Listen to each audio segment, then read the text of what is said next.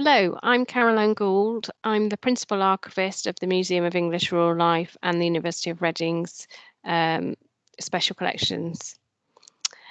Today I'm going to talk to you a little bit about the types of film we hold at MERL, the relevant policies, how we preserve our film collections, how researchers access film, and how we fund the film preservation strategy and our future plans. So I'm afraid this has to be really quick, but we hold the Ministry of Agriculture's Film Library, which is very instructional films to farmers about new processes. And then we have promotional films from the Milk Marketing Board, National Dairy Council, and then agricultural manufacturers. And there's more information available on our website. We have two policies that really inform us on our film strategy. That's the collections care and conservation policy and the digital preservation policy. So if I just talk about those a little bit, obviously the collections care and conservation policy covers all aspects of collections care. So everything from environment and security to exhibitions. But the main section that we are focused on here is the digital preservation, surrogacy and reformatting section. And it states in that policy that when items are in poor condition, we will, funds and format permitting, endeavour to create a surrogate. We've surveyed all our vulnerable media, so the time-based media, so we know if there is a surrogate in place, if we have digital assets, and if we haven't, and then any resource implications of those and timescales for action on those. The digital preservation policy also helps us. Obviously, that's looking at all aspects of digital assets and the workflows when they come in, accession, etc. But it's the how we prioritize the work that I think helps us with this.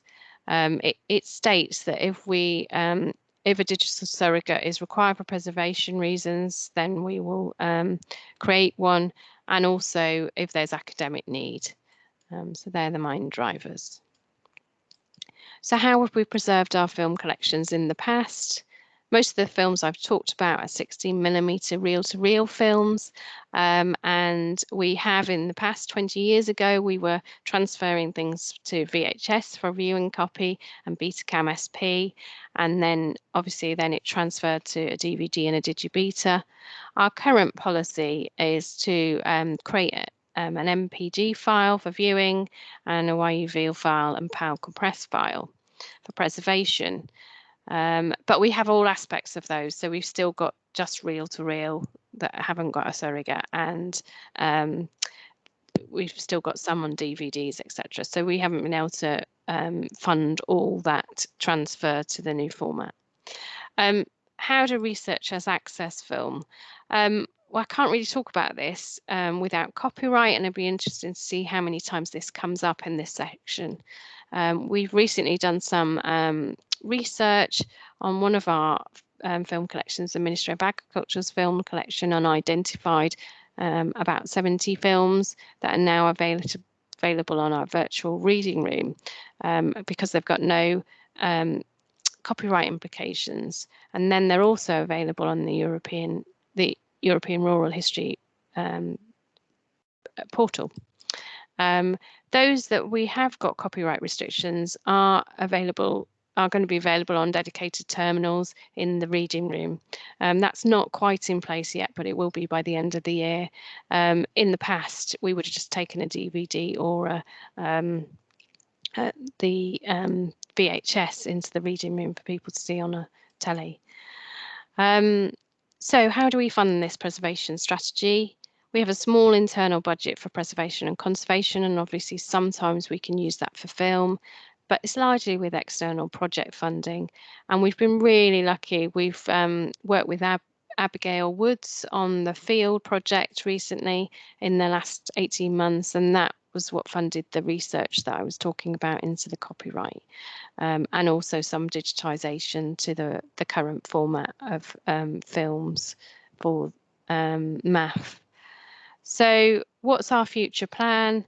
Well, at the moment we have the access copies, the PG files, and with these are managed in our digital asset management system, our DAMS, and our main focus it really is on managing the preservation copies.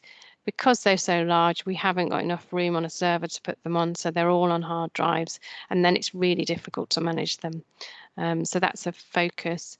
We have just got funding for a digital preservation system, which we are just at the early stages at. So this will allow us to not only manage those files, but also to check whether they're degrading in any way, and so really preserve them.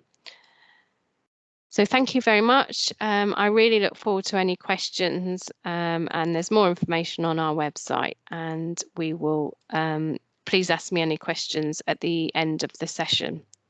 Thanks very much.